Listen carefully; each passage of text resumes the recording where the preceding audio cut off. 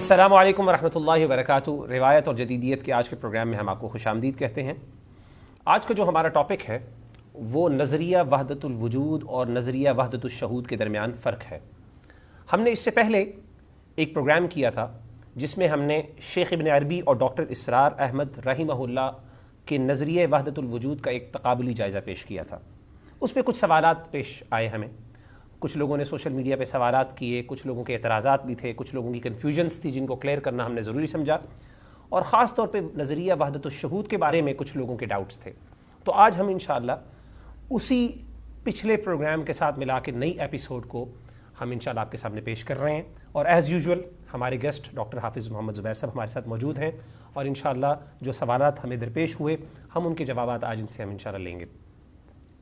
Doctor صاحب، پہلا سوال، آپ نے لاسٹ ٹائم اپنی گفتگو کے اندر ڈسکشن کی تھی اور آپ نے اس بات پہ ایمفیسائز کیا تھا کہ نظریہ وحدت الوجود اور نظریہ وحدت الشہود ان دونوں میں فرق ہے، اور جیسا کہ ہم سب کو پتہ ہے کہ ہمارے بر صغیر کے ایک بہت بڑے معروف عالم دین شاہ ولی اللہ رحمہ اللہ، ان کے بارے میں آپ نے اشارہ بھی کیا تھا کہ ان کے نزدیک ان دونوں میں فرق نہیں ہے۔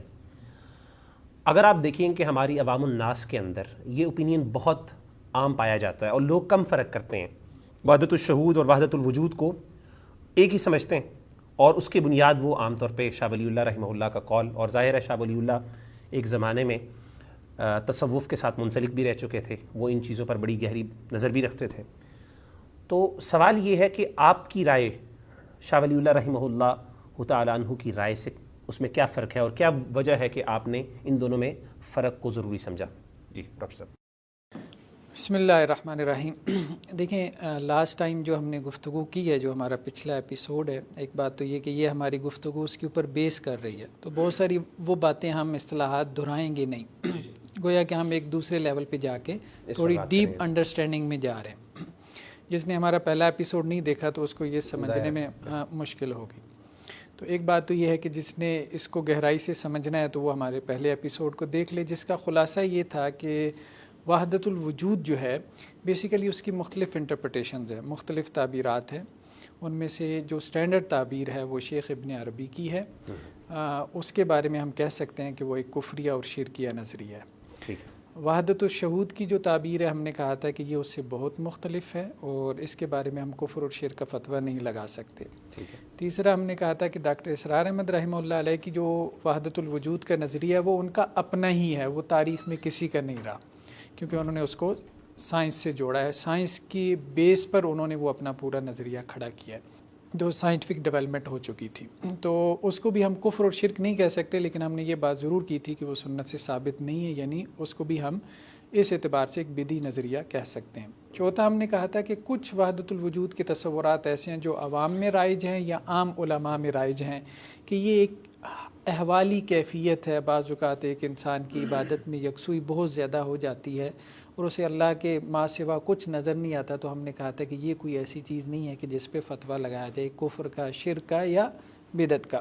اب ہم اس طرف آتے ہیں کہ یہ جو بات ہے کہ شاہ اللہ دہلوی رحمہ اللہ علیہ نے یہ بات کہی ہے کہ وحدت الوجود اور وحدت الشہود ایک ہی نظریہ ہے۔ شاہ اللہ دہلوی رحمہ اللہ علیہ کی یہ جو بات ہے، یہ ان کا ایک کتابچہ ہے مکتوب مدنی کے نام سے۔ اصل میں کسی نے ان سے سوال کیا تھا، اس سوال کا جواب انہوں نے ایک خط کی صورت میں لکھا، اس کو مکتوب مدنی کہتے ہیں۔ بعض اوقات وہ فیصلہ وحدت الوجود و شہود اس نام سے بھی وہ پبلش ہوا ہے۔ کئی ایک اس کے ترجمے ہیں، پہلے مولانا عبد الغنی صاحب نے ایک ترجمہ کیا، وہ تو بالکل لٹرل میننگ سے ہیں۔ پھر اس کے بعد مولانا حنیف ندوی کا ایک ترجمہ ہے، یہ بیسیکلی عربی میں تھا یہ رسالہ شاہ اللہ دہلوی کا مکتوب مدنی جو ہے، تو مولانا حنیف ندوی کا ترجمہ اچھا ترجمہ ہے، ادارہ ثقافت اسلامیہ نے اس کو پبلش کیا ہے۔ اس کے علاوہ بھی ایک دو ترجمے کیے گئے۔ تو کہنے کا مقصد یہ ہے کہ اس وقت جو میں مفہوم یا انڈرسٹینڈنگ بیان کر رہا ہوں وہ تقریباً کوئی 3-4 تراجم دیکھنے کے بعد میں بیان کر رہا ہوں، کہ عربی میں تو مجھے سمجھ میں آ رہی تھی، لیکن تراجم دیکھنے سے یہ ہوتا ہے کہ یہ نہیں کہ میری انڈرسٹینڈنگ میں صرف منفرد نہ ہوں، یعنی آپ نے باقی علماء کی بھی انڈرسٹینڈنگ کو اس کے اندر ملحوظ خاطر رکھا کہ ان کو بھی کیا شاہ اللہ دہلوی رحمہ اللہ علیہ سے یہی انڈرسٹینڈنگ ڈیولپ ہو رہی ہے جو مجھے ڈیولپ ہو رہی ہے۔ تو اصل میں شاہ اللہ دہلوی رحمہ اللہ علیہ نے جو ہے وہ یہ بات کہی ہے کہ وحدت الوجود اور وحدت الشہود جو ہے نا اس میں ایک اعتبار سے تو فرق ہے، اس کو انہوں نے مانا ہے، ٹھیک ہے، اور انہوں نے کہا وہ سیر اللہ کے اعتبار سے، یعنی جو صوفیاء ایک سفر طے کرتے ہیں اللہ کی طرف، جیسے وہ میڈیٹیشن مراقبہ کرتے ہیں اور اس میں مختلف منازل طے کرتے ہیں، ٹھیک ہے، اور ان کو مختلف قسم کے کشف وغیرہ ہوتے ہیں، ان کو پتہ چلتا ہے کہ یہ حقیقت کیا ہے، ریالٹی کیا ہے، جیسے وہ کہتے ہیں، تو اس اعتبار سے وہ کہتے ہیں کہ ابن عربی وہ نچلے مقام کے اوپر ہے، اور جو حضرت مجدد الفسانی جو ہیں وہ اونچے مقام کے اوپر ہیں، اور ان کی بات زیادہ بہتر نظر آتی ہے، کیونکہ نچلے مقام پہ جب وہ ہوتے ہیں وحدت الوجود کے مقام تک جب وہ پہنچتے ہیں سیر اللہ میں، کوئی بھی صوفی جو ہے، یا اس کو وہ سالک بھی کہہ دیتے ہیں، سالک سے مراد جو اس راستے کے اوپر چل پڑا ہے، جب وہ وحدت الوجود کے مقام پہ پہنچتا ہے تو اسے اللہ کے ماں سوا کچھ نظر نہیں آتا، یعنی اس کی خیر اور شر کی تمیز بھی ختم ہو جاتی ہے، تو وہ کہتے ہیں یہ خطرناک مقام ہے، اور یہ نقص ہے کہ انسان جو ہے نا نیکی اور گناہ کا اس کے اندر جو ہے نا شعور بھی ختم ہو جائے، لیکن وہ کہتے ہیں اس سے اوپر ایک مقام ہے وحدت الشہود کا، جہاں وہ خیر اور شر میں تمیز باقی کر سکتا ہے، نیکی اور گناہ میں وہ تمیز کرنا جو ہے وہ سیکھ جاتا ہے، تو وہ اس اعتبار سے تو وہ کہتے ہیں کہ جی جو مجدد الفسانی رحمہ اللہ علیہ تھے وہ اونچے مقام پہ تھے۔ یہ تو ایک وہی احوالی کیفیت والی بات ہے، اصل میں وہی جو آپ نے پہلے بات کی تھی، میرا خیال ہے یہاں پہ یاد دہانی کرنا ضروری ہے کہ جو عوام الناس کا جو آپ نے کہا تھا جو اوپینین ہے وحدت الوجود کے بارے میں، کہ جس کے اندر جب آپ عبادت کرتے ہیں تو آپ کا فوکس اس پر ہوتا ہے، لیکن آپ نے یہ وضاحت کی تھی کہ یہ ایک عوامی اوپینین یا ڈیفینیشن ہے وحدت الوجود کی، وہ والی نہیں ہے جو کہ فلاسفہ کے ہاں ہے، شیخ ابن عربی نے جس کو بیان کیا، تو یعنی یہ اوپینین آپ اس کانٹیکس میں بات کر رہے ہیں جو عوام الناس کے اندر عام طور پہ وحدت الوجود کا جس کا تصور پایا جی اس اعتبار سے جو ہے وہ شاہ اللہ دہلوی نے کہا ہے کہ وحدت الشہود بہتر ہے، کہ جس میں آپ کی خیر اور شر کی تمیز باقی رہتی ہے، ٹھیک ہے، مطلب آپ کا استغراق اتنا نہیں ہوتا کہ آپ کو باقی کے وجود کا احساس نہیں ہوتا، کامل یکسوئی بھی ہوتی ہے لیکن دوسرے وجود کا آپ کو احساس باقی رہتا ہے۔ لیکن جب ہم اس کی علمی اس کی بحث اور ڈسکشن کی طرف آتے ہیں تو شاہ اللہ دہلوی رحمہ اللہ علیہ جو ہے نا وہاں پہ ایک اصطلاح استعمال کرتے ہیں، جیسے ہم نے کہا تھا نا کہ کچھ چیزوں کو ذرا گرپ میں لانے کے لیے کچھ بنیادی اصطلاحات کا سمجھنا بہت ضروری ہوتا ہے، جیسے پچھلے لیکچر میں ہم نے ایک عیان ثابتہ اور ایک عدم متقابلہ، مطلب ان کو گرپ میں لانا ضروری تھا۔ آج ہم ایک اصطلاح استعمال کریں گے جس کے اوپر یہ پورا فرق بیس کر رہا ہے، مطلب اس فرق کو سمجھنے کے لیے اس اصطلاح اس ٹرم کو سمجھنا ضروری ہے، ٹھیک، وہ ٹرم ہے حقائق ممکنات، ٹھیک ہے، مطلب بیسیکلی اس کو میں اگر تھوڑی سی وضاحت کروں تو وجود دو قسم کا ہے، ایک اس کو کہتے ہیں واجب الوجود، ٹھیک ہے، دی نیسیسری بینگ، اس سے مراد اللہ کی ذات ہوتی ہے جو از خود موجود ہے۔ دوسرا ممکن الوجود، ممکن الوجود سے مراد یعنی جس کے وجود کا امکان ہے، کوئی پاسبلٹی ہے، وہ اللہ کے علاوہ جو بھی مخلوق ہے وہ سب کیا ہے، ممکن الوجود ہے۔ مخلوق کو وہ فلسفیانہ یا منطقی اصطلاح میں ممکن الوجود کہہ دیتے ہیں، اور اللہ کو یا خالق کو وہ واجب الوجود کہہ دیتے ہیں۔ تو حقائق ممکنات سے مراد کیا؟ ممکنات سے مراد کون ہے؟ مخلوق، ٹھیک ہے، ان کے حقائق سے مراد ان کی ریالٹی، یعنی مخلوق کی ریالٹی کیا ہے، ٹھیک ہے نا، ہم نے یہی بات کی تھی نا کہ وہ یہ کہتے تھے جسم کی ریالٹی روح ہے، روح کی ریالٹی پیچھے جو ہے وہ عالم مثال میں ہے، عالم مثال کے پھر عیان ثابتہ میں، وہ پیچھے حقیقت محمدیہ میں، وہ پھر پیچھے ذات بہت میں، وہاں تک وہ پہنچ جاتے تھے۔ تو اب حقائق ممکنات مطلب یہ لفظ ہم نے پکڑنا ہے، اور اس کے اوپر ہم آگے جو ہے نا وہ اگلی اپنی بحث جو ہے وہ چلا رہے ہیں۔ بحث کرنے سے پہلے ایک سوال، جیسے ہم نے کہا تھا کہ وحدت الوجود والے یہ کہتے ہیں کہ یہ کل کائنات اللہ کا تخیل ہے، خیال ہے، ٹھیک ہے، اللہ نے سوچا ہوا ہے، اس کو انہوں نے عیان ثابتہ کہہ دیا، آسان الفاظ میں خیال کہہ دیں، پہلے وہ اجمالی تھا، بعد میں وہ تفصیلی خیال ہو گیا، ٹھیک ہو گیا۔ ہم نے کہا تھا کہ یہ اتحاد کے قائل ہیں، یہی بات کہی، بالکل ٹھیک، کیونکہ خیال جو ہے وہ ذات سے جدا نہیں۔ لیکن کیا مطلب اگر معترض یہ اعتراض کرے کہ کیا آپ اللہ کی جو صفت علم ہے اس کو اللہ کی ذات سے علیحدہ اس کا وجود مانتے ہیں؟ اگر تو آپ صفت علم کا اللہ کی ذات سے علیحدہ وجود مانتے ہیں تو یہ تو ممکن نہیں ہے، میرا علم تو میری ذات کے ساتھ ہی ہے، اور اگر آپ یہ کہتے ہیں کہ اللہ کا علم اللہ کی ذات کے ساتھ ہے تو آپ بھی تو اتحاد کے قائل ہو گئے۔ بالکل ٹھیک، بالکل صحیح، ٹھیک۔ تو اس بات کو سمجھنے کی ضرورت ہے کہ عالم اور معلوم میں جہاں تک اتحاد کی بات ہے نا تو وہ اس کے سب قائل ہیں، ٹھیک ہے. علم جو ہے، میرا علم میری ذات کی ایک صفت ہے. میرا علم لیپ ٹاپ میں نہیں ہے، میرا علم اس میز میں نہیں ہے، ٹھیک ہے، وہ میری ذات کے ساتھ ہی ہے، ٹھیک. اس لیے صفات کے بارے میں جو معتدل موقف ہے اہل سنت کے ہاں وہ یہ ہے کہ صفات نہ تو عین ذات ہیں نہ غیر ذات ہیں. یعنی میرا علم میں نہیں ہوں، میرا علم ہے، ٹھیک ہے، میں کوئی اور ہوں جس کا وہ علم ہے، ٹھیک ہے، لیکن یہ میرا علم میرا غیر بھی نہیں ہے، مجھ سے جدا بھی نہیں ہو سکتا، مجھ سے جدا بھی نہیں ہے، ٹھیک ہے. تو صفات جو ہیں نہ تو عین ذات ہیں نہ غیر ذات ہیں، ٹھیک ہے. تو اس اعتبار سے عالم اور معلوم، عالم اور اس کی صفت علم، ٹھیک ہے، یہ آپس میں تو متحد ہیں، ایک ہی چیز ہے. ہم بھی کہتے ہیں اللہ کا علم ازلی ہے، ازل سے اللہ کے ساتھ اللہ کا علم موجود ہے، اللہ کی ذات کے ساتھ ہے. وہ اس کو خیال کہہ رہے ہیں، ہم کہتے ہیں خیال کا لفظ استعمال نہ کریں، ٹھیک ہے، کیونکہ ہم اس بات کے قائل ہیں کہ انہی صفات کی اللہ کی طرف نسبت کی جائے جن کی کتاب و سنت میں اللہ کی طرف جن کی نسبت ہوئی ہے. کوئی اور لفظ کی نسبت ہمیں نہیں کرنی چاہیے اللہ کی ذات کی طرف، چاہے وہ کوئی اسم ہو چاہے وہ کوئی صفت ہو.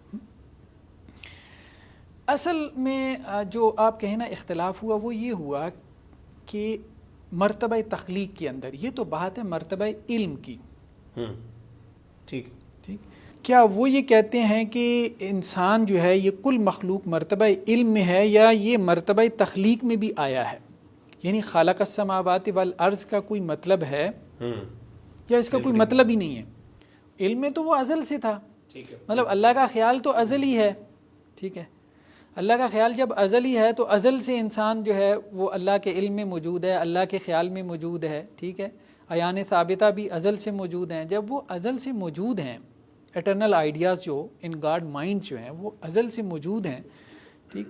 تو پھر بات یہ ہے کہ تخلیق کا کیا تخلیق کا کیا تصور ہے، اس کا کیا معنی ہے؟ کریشن کس چیز کی کیا ہوئی ہے، مطلب اس کی آپ کیا تعبیر کیا کرتے ہیں؟ اس کی تعبیر ان کے یہاں ہے، اس کو سمجھیں گے تو پھر فرق جو ہے نا وہ واضح ہوگا. وہ یہ کہتے ہیں کہ ذات موجود تھی، ٹھیک ہے، ذات سے مراد اللہ تعالیٰ کی ذات موجود، اللہ کی ذات، اس کو وہ ذات بہت کہتے ہیں، ٹھیک ہے، دی ایبسلیوٹ بینگ، ٹھیک. ذات جو ہے وہ اپنی جانب ملتفت ہوئی، یعنی ذات کی اپنی جانب توجہ ہوئی، اسے اپنی معرفت حاصل ہوئی. اچھا، معرفت کیسے حاصل ہوئی؟ کہ اس کی جو ہے نا تجلی پڑی، اس تجلی سے جو ہے اسے پتہ چلا، ذات کو پتہ چلا. ابھی تک ذات کو صرف یہ پتہ تھا کہ میں ہوں، ذات ہے اور ذات کی صفت علم ہے، ٹھیک ہے، ٹھیک ہے. اس ذات کو صرف یہ پتہ ہے کہ میں ہوں، لیکن میں کیا ہوں یہ اس کو دوسرے مرتبے میں پتہ چلا، ٹھیک ہے. تو ذات بہت موجود تھی. تو وہ کہتے ہیں جی پہلی تجلی پڑی، اس تجلی سے کیا ہوا کہ اللہ کی جو صفت علم تھی اس علم میں اسماء و صفات کا تعین ہو گیا. یعنی اللہ کو یہ پتہ چلا کہ میرے اسماء میری صفات ہیں. یہ میرے خیال ہے اگر ہم اس کو آسان الفاظ میں کریں، ایک بچے کی مثال اگر ہم لیتے ہیں، ایک نیو بورن بیبی ہوتا ہے، اس کو اپنے وجود کا احساس تو ہوتا ہے، وجود کا احساس، صفات کا احساس نہیں ہوتا، اپنی صفات، لیکن جیسے جیسے بڑھتا رہتا ہے تو صفات کا احساس ہوتا ہے، ایک وقت میں آ کے ہوتا ہے، ٹھیک ہے. تو وہ یہ کہتے ہیں کہ اللہ تعالیٰ کی ذات تو تھی، لیکن تجلی سے یہ ہوا کہ اللہ کو پتہ چلا، یعنی اس کو وہ تعین اول کہتے ہیں، یا اس کو حقیقت محمدیہ ہم نے کہا تھا، یہ بھی کہہ دیتے ہیں. وہ کہتے ہیں تعین اول یہ ہوا کہ اللہ کو یہ پتہ چلا کہ میری اسماء و صفات ہیں، ٹھیک ہے، ٹھیک ہے. یعنی اسے اپنی معرفت حاصل ہوئی.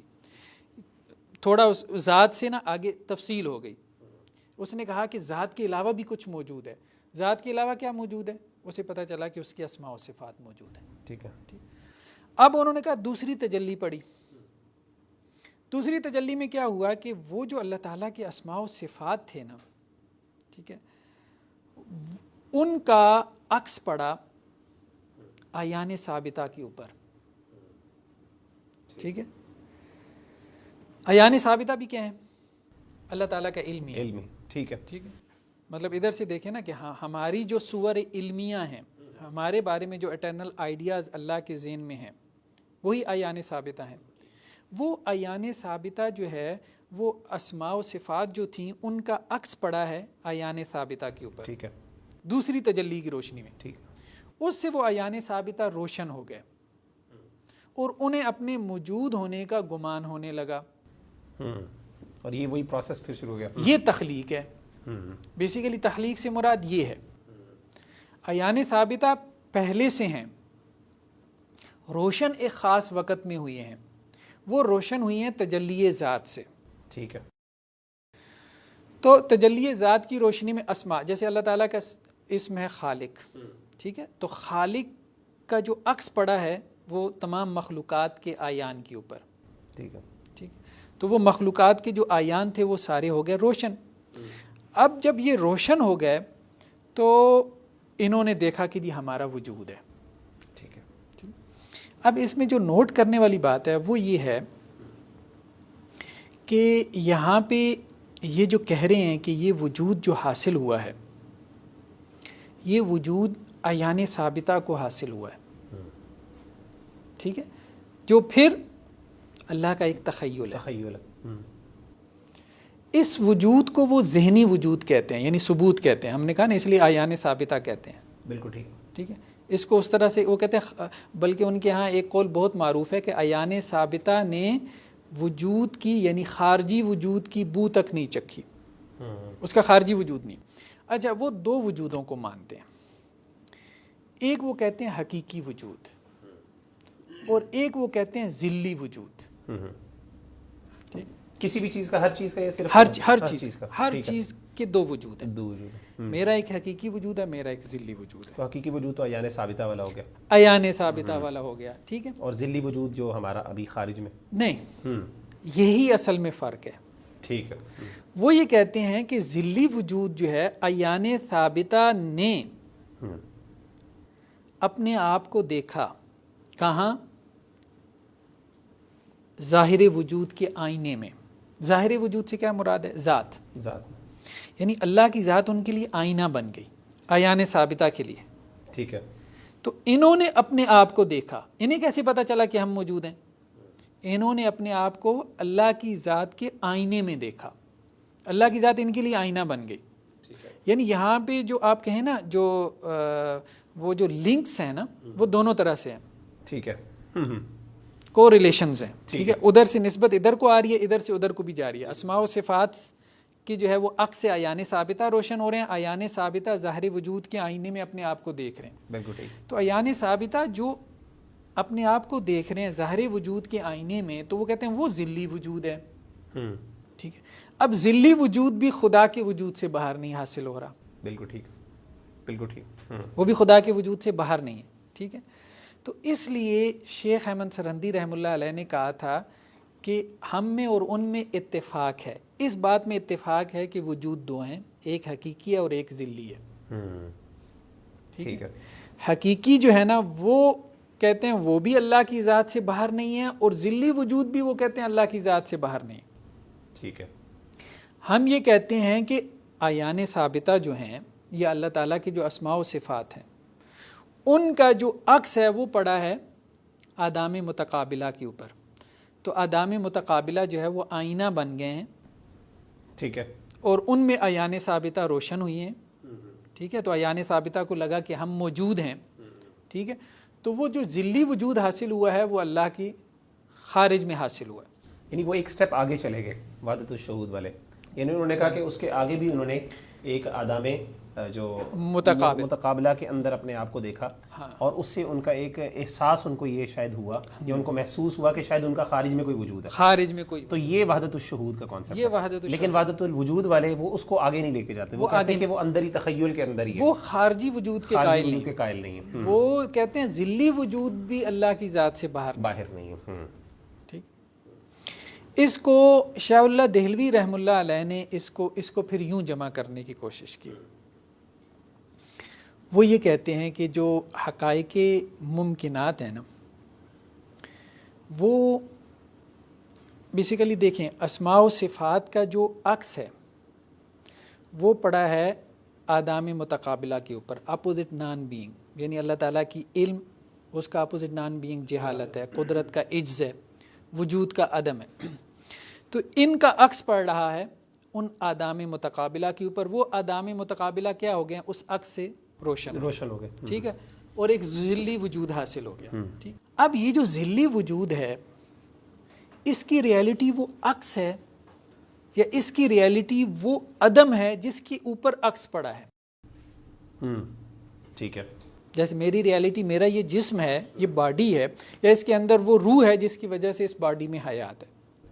بالکل ٹھیک. مثال کے طور پہ. ٹھیک. تو اب وہ عدام متقابلہ ظاہری بات ہے پہلے سے تھے. بالکل ٹھیک.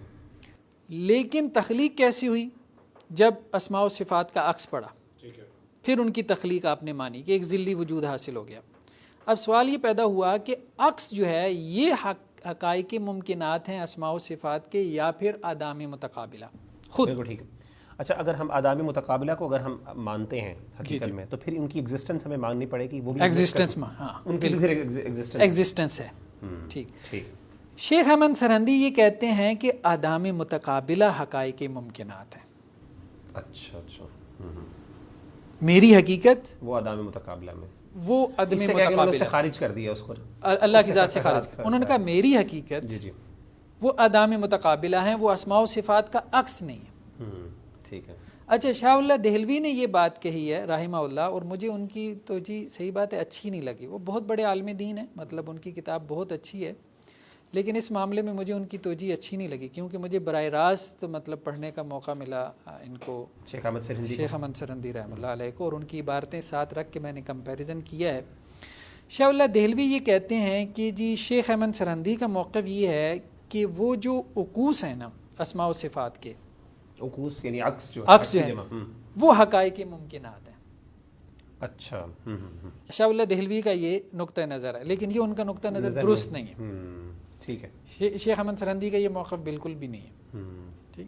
یعنی ان کو غلطی لگی وہاں پہ ان کی انڈرسٹینڈنگ میں کہ ان کا اوپینین کیا ہے اس بارے میں، ان کا اوپینین کیا ہے. لیکن اس غلطی کی کچھ وجوہات ممکن ہے. اس کی وجہ یہ ہے کہ شروع میں شیخ احمد سرہندی وحدت الوجود کے قائل تھے، یہ بعد میں اس کے خلاف ہوئے ہیں، یعنی ان کے ہاں بھی ارتقاء ہے. بلکہ میں نے تو ان کی کافی ساری تحریریں نکالی تھیں، تو مجھے تو یہ لگتا ہے ان کے 3 ادوار ہیں. پہلے دور میں وہ وحدت الوجود کے قائل رہے، دوسرے میں وحدت الشہود کی طرف، تیسرے دور میں ان کی ایسی تحریریں بھی مل جاتی ہیں کہ جس میں وہ کہتے ہیں جی فقہا والا مذہب ہی ٹھیک ہے، دونوں کو چھوڑ دو. ٹھیک ہے. لیکن اس پہ کسی وقت میں ریسرچ پیپر کوئی لکھوں گا تو اس کو مستقل اس کے بحث کا موضوع بناؤں گا. ٹھیک ہے. لیکن ابھی تک تو یہ ہے کہ یہ تو تقریباً 2 ان جو درجات ہیں نا، یہ تو سب لوگ مانتے ہیں کہ وہ وحدت الوجود کے پہلے قائل رہے ہیں. تو ان کے ہاں اس دور کی تحریروں میں ایسی کوئی باتیں مل جاتی ہوں تو مل جاتی ہوں، لیکن بعد میں جب وہ وحدت الشہود کے قائل ہو گئے تھے، وحدت الوجود کا رد کرتے تھے، تو پھر وہ سختی سے کہتے تھے کہ حقائق ممکنات یہ عکوس نہیں. شاہ اللہ دہلوی نے جمع کیسے کیا؟ وہ یہ کہتے ہیں جی دیکھیں کہ اسماء و صفات، یعنی شیخ احمد سرہندی نے بھی مان لیا کہ ذات باہت تھی. ٹھیک ہے. اللہ اپنی جانب ملتفت ہوا، اس نے جاننا چاہا کہ میرے علاوہ کون ہے، تو اسے پتہ چلا، سب سے پہلے اسے یہ پتہ چلا کہ ہاں اپنی اسماء و صفات کا احساس ہوا. پھر اسے پتہ چلا کہ ان اسماء و صفات سے آگے مزید کچھ چیزیں پیدا ہو سکتی ہیں، جیسے صفت خلق سے مخلوق ہو سکتی ہے. ٹھیک ہے. صفت بصر سے مبصرات ہو سکتی ہیں، سمع سے مسموعات ہو سکتی ہیں. ٹھیک ہے. تو ان کے آیان اس کے لیے واضح ہو گئے. تو وہ یہ کہتے ہیں کہ اسماء و صفات کی جو عکوس ہیں وہ عدام متقابلہ پہ پڑے، تو اسماء و صفات کے جو عکوس ہیں وہ حقائق ممکنات ہیں شیخ احمد سرہندی کے نزدیک. اور یہی عکوس اسماء و صفات کے جب پڑے ہیں عیان ثابتہ پہ، تو عیان ثابتہ روشن ہو گئے. بالکل ٹھیک ہے. ٹھیک ہے. تو ان کو جو ہے وہ ایک اعتبار سے آپ کہیں کہ جی ثبوت حاصل ہو گیا، درجہ ثبوت حاصل ہو گیا. تو اس لیے ان کے ہاں بھی گویا کہ حقائق ممکنات یہ وہی بیسیکلی وہ عکوس ہیں. تو اس اعتبار سے دونوں کی بات میں کوئی فرق نہیں. لیکن ایک اور فرق ہے جس کا جو ہے نا شیخ احمد سرہندی نے مطلب بہت اس کا شد و مت کے ساتھ ذکر کیا. وہ یہ کہتے ہیں کہ عکس جو اللہ تعالیٰ کی صفت اور اس کا عکس ہے نا، یہ ایک دوسرے کا عین نہیں ہے. اچھا، یہ فرق بنیادی پھر بن گیا. مطلب میں اور میرا عکس برابر نہیں ہے. تو اللہ کی جو صفت ہے، اگر یہ بھی مان لیا جائے کہ حقائق ممکنات اللہ کی صفات ہیں، ان کے عکوس ہیں، اگر یہ مان لیا جائے جیسے شاہ اللہ دہلوی کہہ رہے ہیں کہ حقائق ممکنات شیخ احمد سرہندی کے نزدیک کیا ہیں، اسماء و صفات کی جو ہیں وہ عکوس ہیں، تو شیخ احمد سرندی پھر یہ کہتے ہیں کہ عکس جو ہے نا وہ صفت کا عین نہیں ہے، اس کا غیر ہے، کیونکہ ظاہر ہے انہوں نے عکس کو زیاد وہ نہیں مانا، اس سے جدا کر لیا نا، اس سے جدا کر لیا. تو اس اعتبار سے بھی وہ کیا کر رہے ہیں، اس کو وہ اللہ کی ذات سے علیحدہ کر رہے ہیں. باہر لیں. یعنی کہنے کا مطلب ہے پورا تھیسس آپ کا یہ ہے کہ انہوں نے ذات باری تعالیٰ سے مختلف انداز سے اس کو خارج کیا ہے، اس کو خارج، جبکہ شاہ ولی اللہ کے نزدیک یہ خارج نہیں کیا انہوں نے. انہوں نے کہا کیونکہ عکس جو ہے بذات خود انہوں نے اس کے ساتھ اس کو ریلیٹ کر دیا ذات کے ساتھ، تو یہ بذات ذات کا حصہ بن گیا. لیکن شیخ احمد سرہندی کا اپنا قول یہ ہے کہ وہ پورا اس کے ذات سے علیحدہ ہے.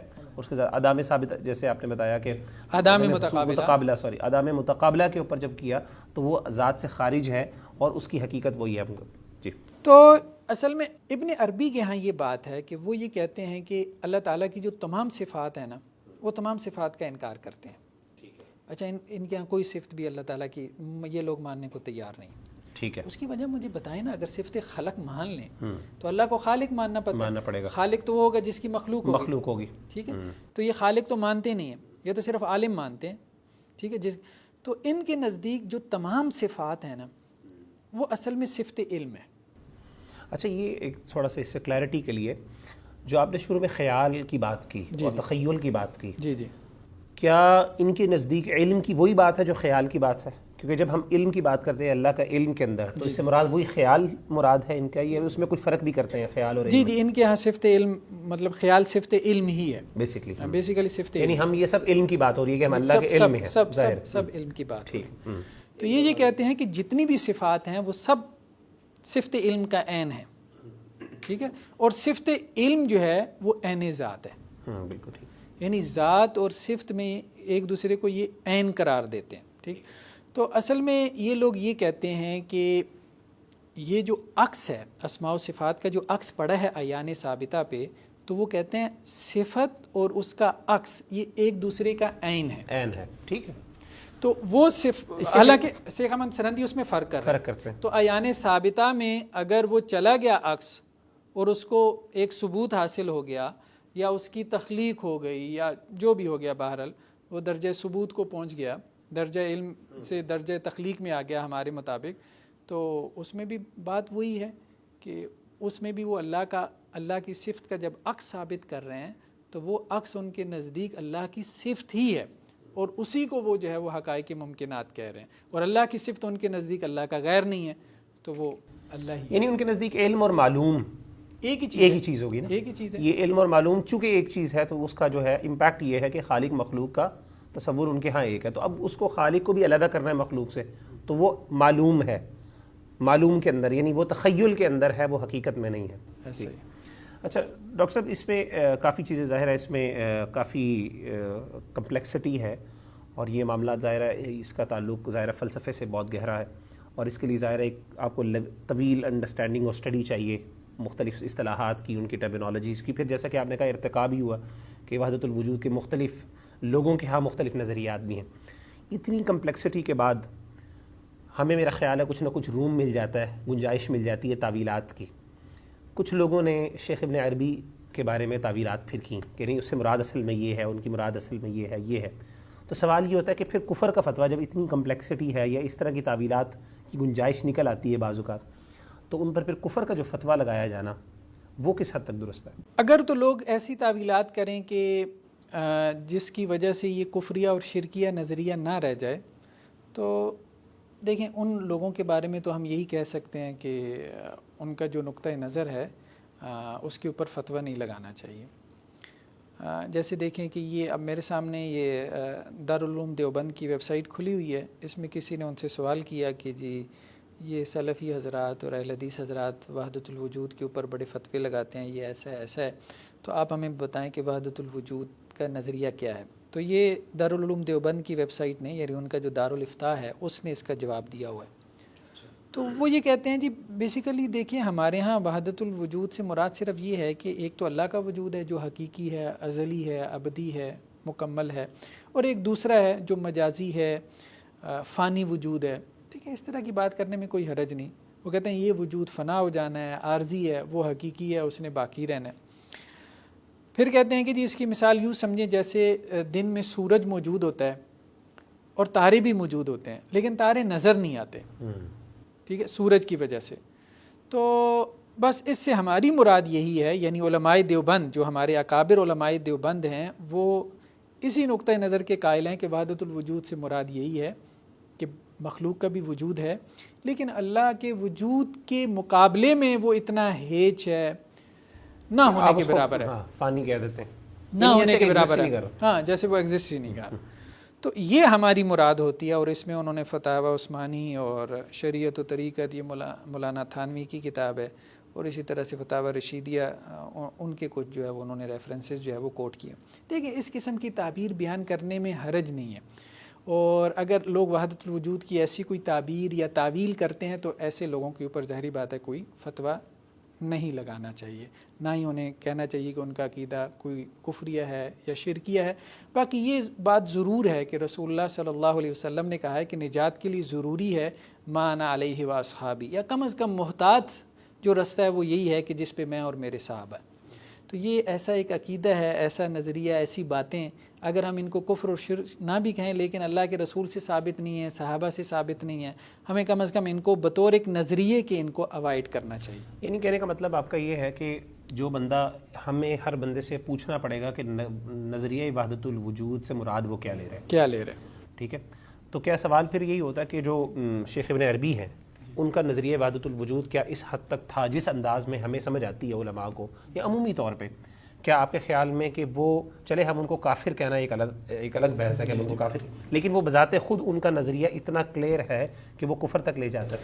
دیکھیے ان کا نظریہ اگر آپ ان کی کتابیں براہ راست پڑھیں نا، ایک تو یہ ہے نا کہ بعد میں آنے والوں نے، شارحین نے ان کی تشریحات اس طرح سے کر دی ان کے ساتھ ایک حسن ظن رکھتے ہوئے، ٹھیک ہے، اس تشریح کو عام ہونے دیں.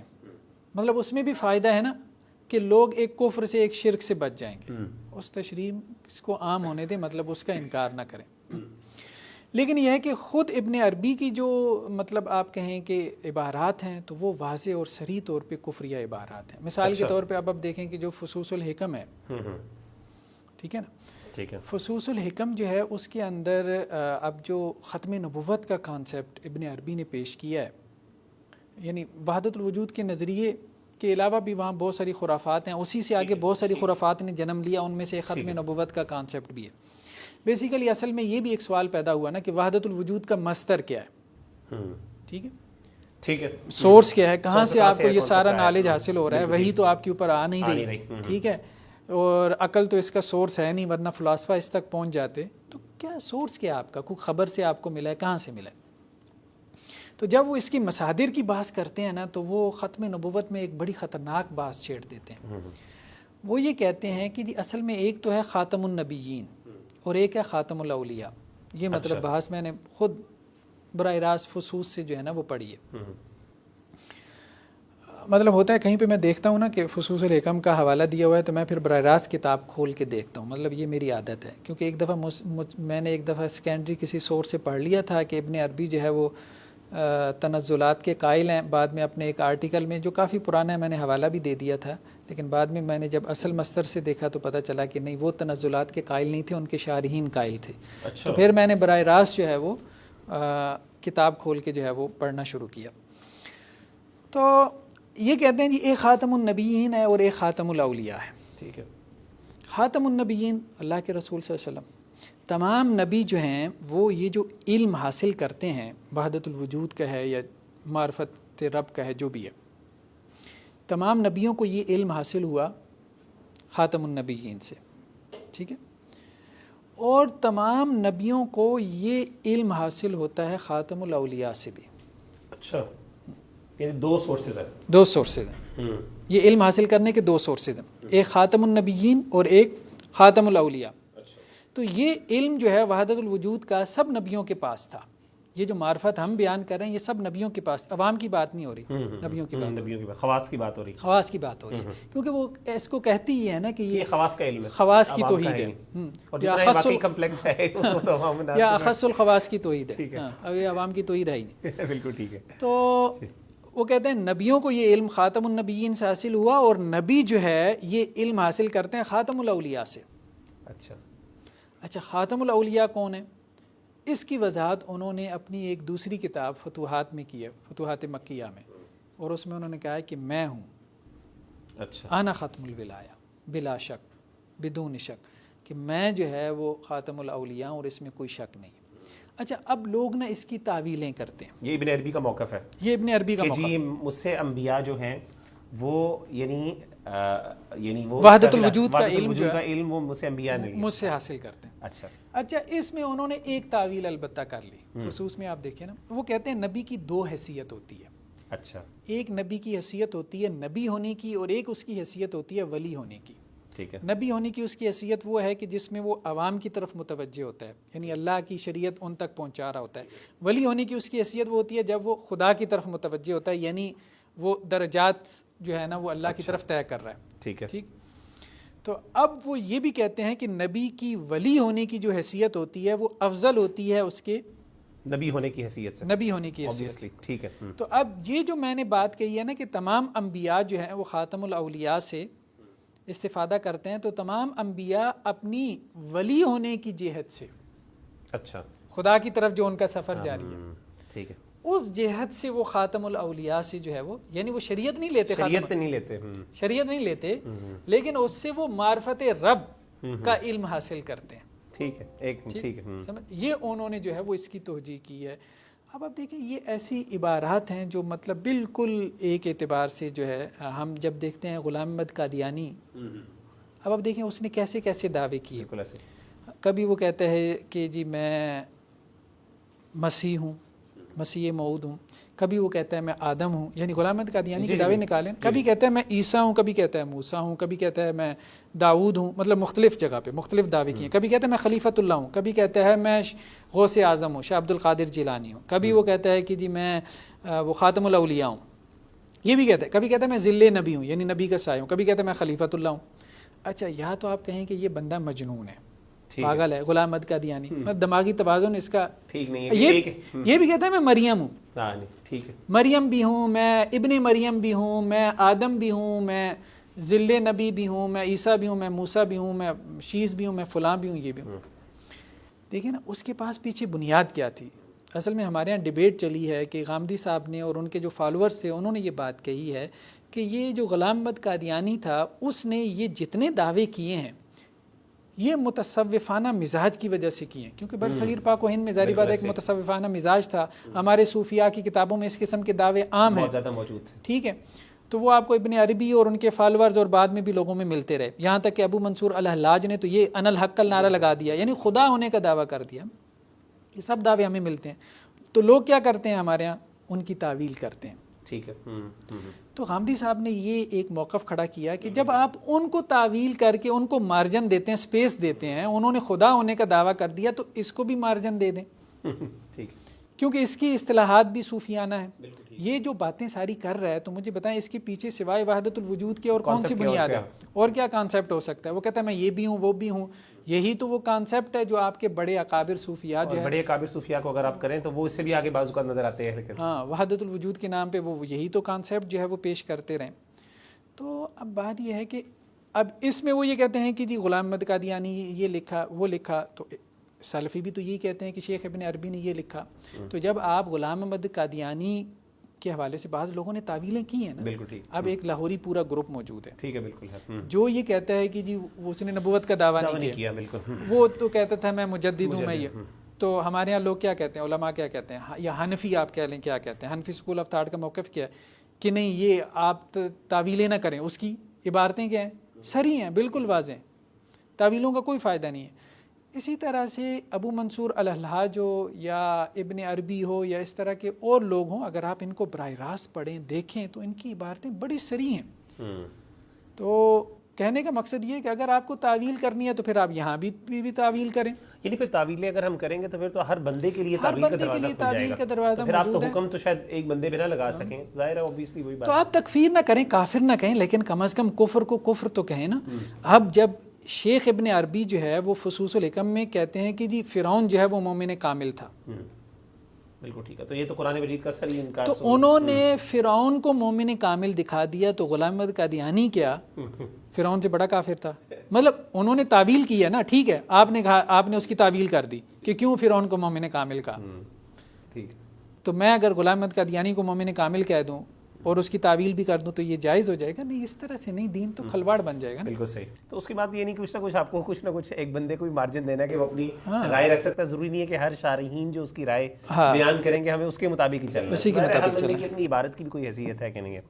اچھا ڈاکٹر صاحب، یہاں پہ ایک تھوڑا سا سوال عام طور پہ بڑا یعنی پیش آیا جب ہم نے ویڈیوز وغیرہ، یعنی ہماری جب ویڈیو آئی منظر عام پر، تو ڈاکٹر صاحب کا جو نظریہ ہے، ڈاکٹر اسرار صاحب کا جس پر ہم نے پہلے بات کی تھی، ڈاکٹر صاحب کا اور ابن عربی کا ہم نے تقابلی جائزہ پیش کیا تھا، تو اس پہ کچھ لوگ ایسے ہیں جو یعنی اس پر شکوک و شبہات بھی تھے. اب سوال یہ ہے کہ ڈاکٹر صاحب کے اور ابن عربی کے نظریے میں جو فرق ہے، ویسے تو پہلے بھی وضاحت ہو چکی، وہ اس کو ذرا وضاحت اس لیے ضروری ہے کیونکہ کئی دفعہ ہم دیکھتے ہیں کہ ڈاکٹر صاحب کچھ جگہوں پہ شیخ ابن عربی کی تائید بھی کرتے نظر آتے ہیں. جیسے ان کی کتاب ہے ایک ام المصبحات، اس کے اندر انہوں نے باقاعدہ ایک جگہ پہ تعویل بھی اس کی اور اس کی تائید بھی کی. تو سوال یہ ہے کہ ڈاکٹر صاحب کے جو نظریہ ہے اور ابن عربی کا جو نظریہ ہے، اس میں حد فاصل کیا ہے؟ یعنی ہمیں کیا ڈفرینسیشن کہاں پہ مل جاتی ہے پوائنٹ پہ جہاں پہ ہم کہہ سکتے ہیں کہ یہ دونوں فرق ہیں، یہ دونوں ان میں کوئی قدر مشترک ہے کہ نہیں؟ دیکھیں، اصل میں ڈاکٹر صاحب کا جو نظریہ ہے نا وحدت الوجود کے بارے میں، وہ بکھرا ہوا ہے. اچھا. کچھ آڈیوز میں ہے، کچھ ویڈیوز میں ہے جو یوٹیوب پہ ہیں، کچھ لوگوں نے اس کے کچھ شارٹ کلپس نکال کے پھیلا دیے، عام کر دیے. کچھ مختلف کتابچوں میں ہے، جیسے ایجاد و ابداع عالم سے عالمی نظام خلافت تک، یہ ایک مین کتابچہ ہے. اور ایک جس کا آپ نے ذکر کیا ام المصبحات، یہ سورہ الحدید کی شرح ہے، ایک ضخیم کتاب پبلش ہوتی ہے.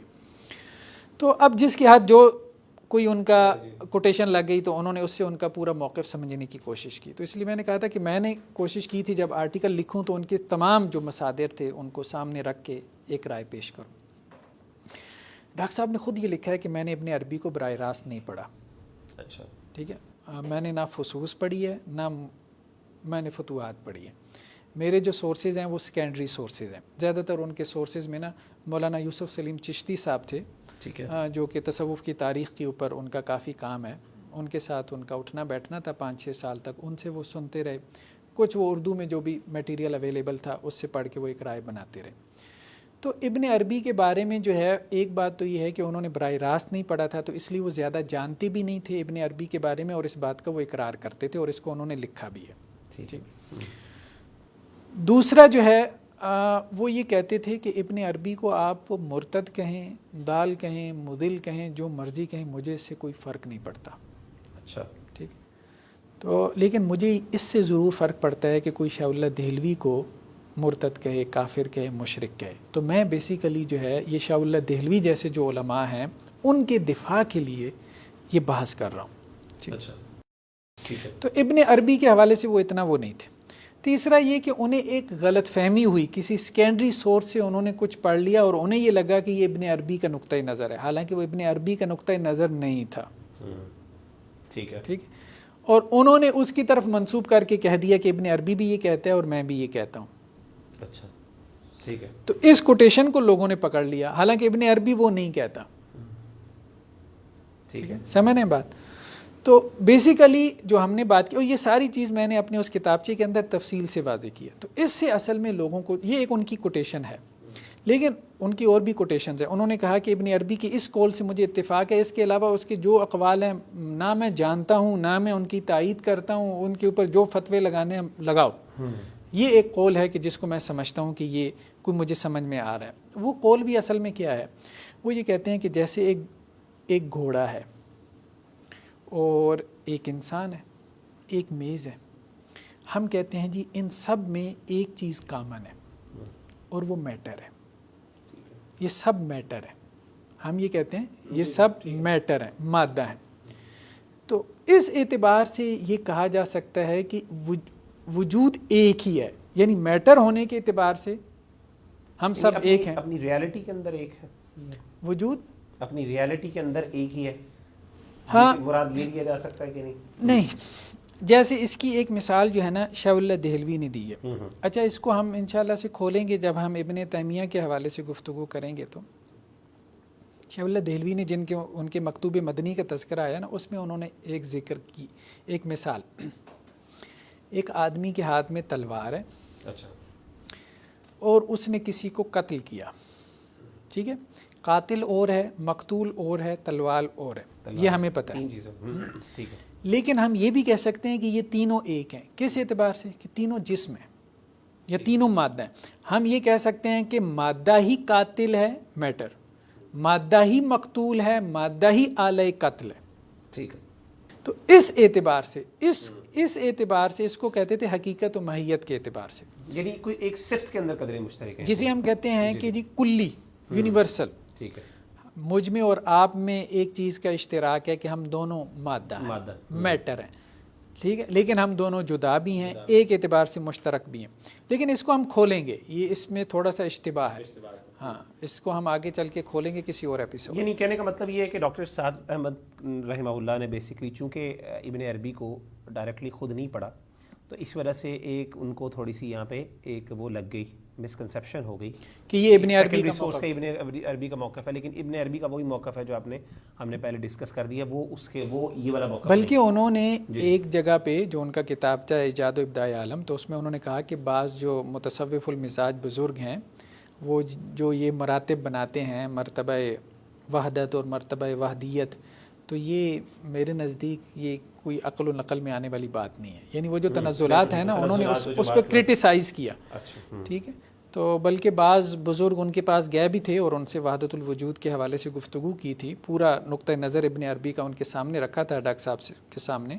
تو ڈاکٹر صاحب نے اس کو سننے کے بعد کہا تھا کہ یہی جملہ کہا تھا کہ یہ مجھے نہیں لگتا کہ یہ چلنے والا ہے. تو اس لیے ڈاکٹر صاحب ثنویت پہ بہت زور دیتے ہیں. وہ کہتے ہیں بھائی اس کائنات کا وجود ہے، انہوں نے بار بار لکھا ہے. انہوں نے کہا یہ بیوقوفی ہے کہ آپ کہیں کہ یہ کائنات خیالی چیز ہے، اس کا وجود ہے. وہی میں نے آپ کو کہا نا کہ وہ بیسیکلی اس معنی میں اس کو وحدت الوجود کہہ دیتے تھے کہ اس کی اصل اوریجن جو ہے وہ کلمہ کن ہے، اس معنی میں کہہ دیتے تھے.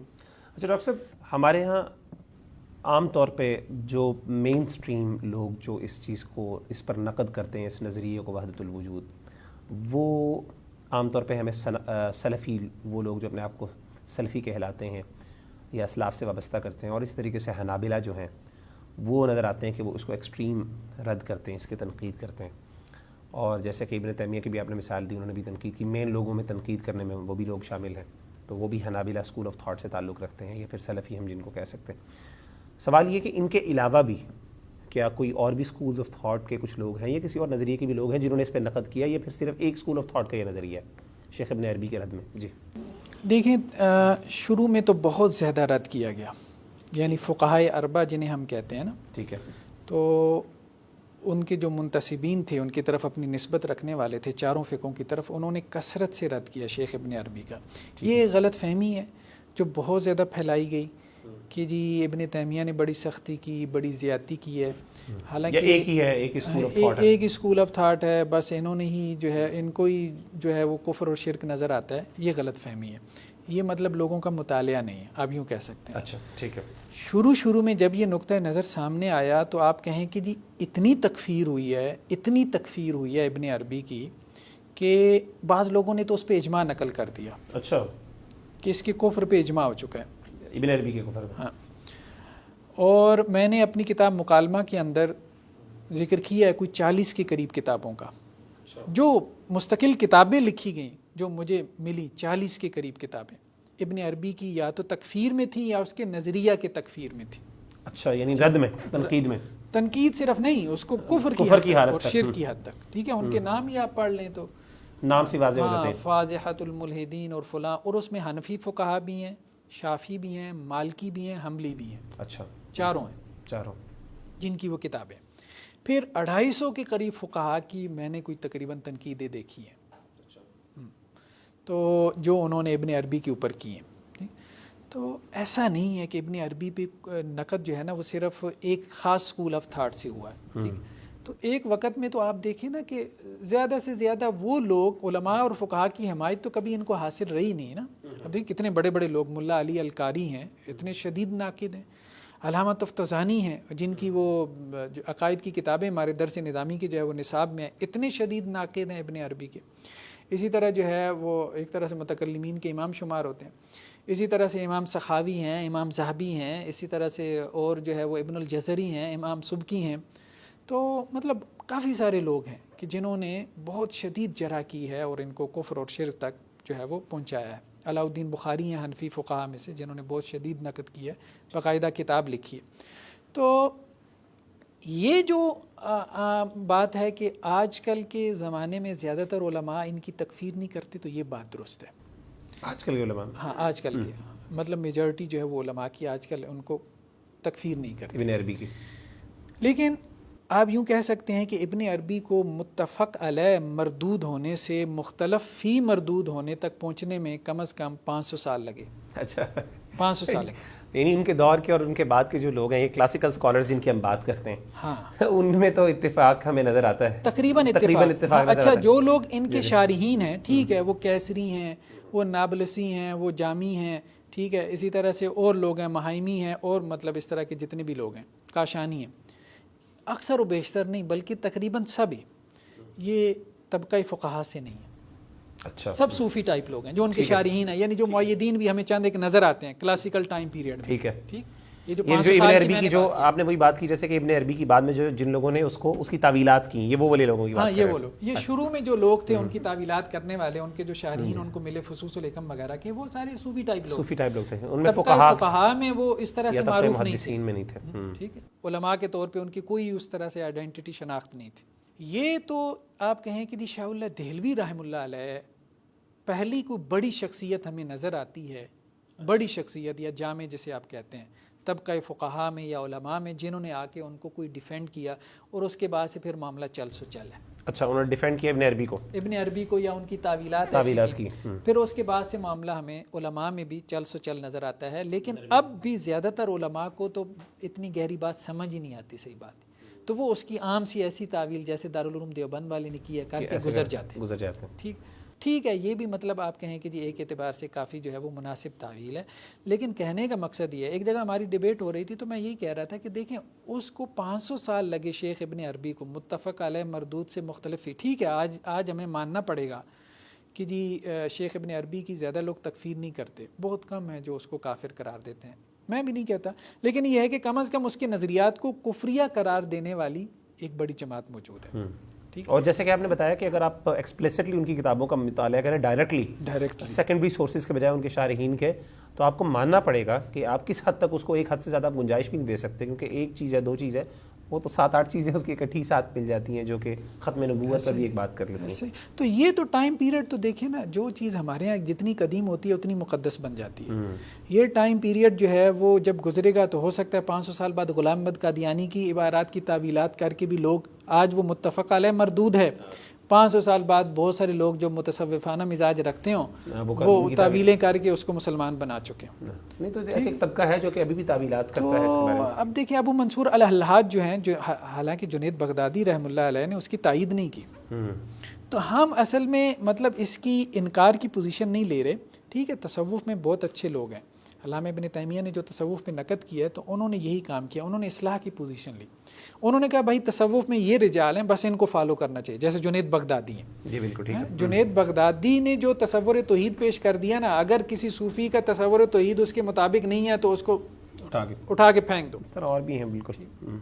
تو یہ بیسیکلی جو ہے نا وہ ہمارا کانسیپٹ ہے کہ اصلاح کی پوزیشن لے کے ان رجال کے ساتھ جوڑا جائے اس تصوف کی روایت کو، کہ جو مصلحین ہیں تصوف کی روایت کے، اور اس کو علائشوں سے پاک کرتے ہیں تاکہ لوگ جو ہے وہ صحیح رستے پہ ہیں. اچھا ڈاکٹر صاحب، آخری سوال انشاءاللہ بات ختم کرتے ہیں. وہ ڈاکٹر یہ بات یہ ہے کہ ہمارے ہاں مغرب میں آج کل یہ بات بڑی معروف ہے کہ وحدت الوجود پر بڑی ریسرچ ہو رہی ہے، بڑی لوگ کتابیں بھی لکھ رہے ہیں، اور ظاہر ہے ایک بہت بڑا اسکول آف تھاٹ اس کے بارے میں اس کو ایک انٹلیکچوئل آرگیومنٹ کے طور پہ پیش کرتا ہے، یہ ایک تھیسس بنا کے پیش کرتا ہے. تو یعنی لگتا ہے ایسے جیسے کہ کوئی بہت بڑی تھیوری ہے، کوئی بہت بڑا ایک نظریہ ہے، بہت جس نے جسے کہتے ہیں نا تھیوری مغرب کو متاثر کر لیا، مغرب کو متاثر کر دیا. تو اس کے پیچھے کیا حقیقت ہے؟ دیکھیں بہرحال یہ بس ایسی، جیسے ہمارے یہاں لوگوں نے پڑھا نہیں. صحیح بات یہ ہے، جو لوگ معیدین ہیں انہوں نے بھی نہ ابن عربی کو پڑھا، نہ مکتوبات کو پڑھا، کوئی چیز مطلب لوگ پڑھتے ہی نہیں ہیں، نقد بھی نہیں پڑھتے. اب آپ دیکھیں نا، اتنے فقہا کی نقد پڑھ لیں تو کیا ہوگا؟ پریشر پڑے گا نا ذہن پہ، دماغ کے اوپر پریشر پڑے گا کہ اتنے لوگوں نے کافر قرار دے دیا. اور وہ ابن عربی جو خود ظاہری ہیں، اچھا یہ بھی نہیں پتہ ہوتا کہ ابن عربی کی فقہ کیا ہے. بالکل ٹھیک ہے، وہ ظاہری فقہ سے تعلق رکھتے ہیں. ابن حزم کے، وہ ابن حزم جو امام ابن تیمیہ کو، امام ابو حنیفہ رحمۃ اللہ علیہ کو کہتے ہیں کہ وہ اللہ کے رسول کو گالی دیتے ہیں، یہ ان کے جو ہے وہ یعنی ایک وقت میں فقہ میں اتنی سختی اور اتنا ظاہریت والا رویہ، اور یہ جو فقہا والے ہیں، سوچنے سمجھے والے لوگ، یہ ان کے پیچھے لگے ہوئے ہیں. تو کہنے کا مقصد یہ ہے کہ اگر لوگ کچھ سوچیں، اپنا مطالعہ بڑھائیں، تو مغرب میں کیا ہو رہا ہے؟ کچھ بھی نہیں ہے. مطلب دو چار ایک آدھ وہ تھیسس لکھا گیا وہ کیمبرج یونیورسٹی سے، ابو العلا العفیفی نے، یہ مصری ایک اسکالر تھے جنہوں نے اس کے اوپر جو ہے وہ پی ایچ ڈی کیا ابن عربی کے نظریہ وحدت الوجود کے اوپر. وہ تھیسس بھی میرے پاس پڑھا ہے، کیا کچھ بھی نہیں ہے، وہی کانسیپٹس ہیں جس کو انہوں نے انگریزی زبان میں بس اس کو پیش کر دیا ہے، جو پہلے عربی میں تھے، کچھ اس میں اردو میں آ چکے تھے. تو باقی ایک بات ضرور ہے، دیکھیں اہل مغرب کو اگر اس سے کوئی دلچسپی ہو سکتی ہے نا تو وہ ملحدین کو ہو سکتی ہے، کیونکہ بیسیکلی الحاد کا جو سکہ ہے نا اس کے دو رخ ہیں.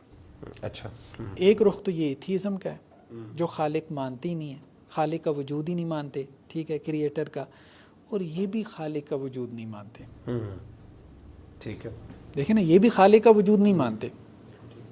یہ ان کے اندر سملیرٹی ہے، یہ ذات مانتے ہیں لیکن ذات کا خالق ہونا نہیں مانتے. یہ فرق ہے البتہ. صحیح، ٹھیک ہے. اور وہ بھی کہتے ہیں خالق نہیں ہے. بالکل ٹھیک ہے. ہاں، تو یعنی اس حد تک وہ ایک فلسفیانہ ایک فلسفیہ وہ ایک مشابہت تائید مل جاتی ہے. اس کی وجہ سے کچھ دو چار لوگوں کی دلچسپی بن گئی، انہوں نے کچھ آرٹیکل لکھ دیے تو ان کو لگا جی وہ پتہ نہیں کیا ہو گیا، ابن عربی تو پتہ نہیں ہمارے وہ اب آج کی جو ہے وہ سائنس کی اور میٹا فزکس کی کتنی گتھیاں سلجھا دے گا، پتہ نہیں تھیوریٹیکل فزکس والے کہاں پھنسے ہوئے تھے اور وہ 700 سال پہلے جو ہے وہ کوئی حل دے گیا. فضول سی باتیں ہیں، بکواسات سی ہیں. ٹھیک ہے جی، جزاک اللہ خیر ڈاکٹر صاحب. تو انشاءاللہ العزیز ہم امام ابن تیمیہ کے اوپر ایک بڑا اہم نقطہ ہمارا سوال رہ گیا ہے کہ امام ابن تیمیہ رحمہ اللہ تعالیٰ عنہ کا کیا نقد تھا، اور انہوں نے کیا، جیسا کہ ڈاکٹر صاحب نے بات کی کہ دو لوگوں نے سب سے زیادہ نظریہ وحدت الوجود خاص طور پہ جو شیخ ابن عربی نے پیش کیا اس پر نقد کیا. ایک شیخ احمد سرہندی تھے اور ایک مولانا شیخ الاسلام ابن تیمیہ رحمہ اللہ تھے. تو یہ دو لوگ ہیں. تو اب ابن تیمیہ رحمہ اللہ کی کیا رائے ہے اس کے بارے میں؟ ظاہر ہے ایک کمپلیکس موضوع ہے، اس پر ہم انشاءاللہ اگلی ایپیسوڈ پر بات کریں گے. تو ہمارے ساتھ رہیے گا، ہماری ویڈیو کو لائک بھی کیجئے، شیئر بھی کیجئے، اور ہمارے یوٹیوب چینل کو سبسکرائب بھی کیجئے. تو ملتے ہیں پھر انشاءاللہ اگلی ایپیسوڈ میں. جزاکم اللہ خیرہ. السلام علیکم ورحمۃ اللہ وبرکاتہ.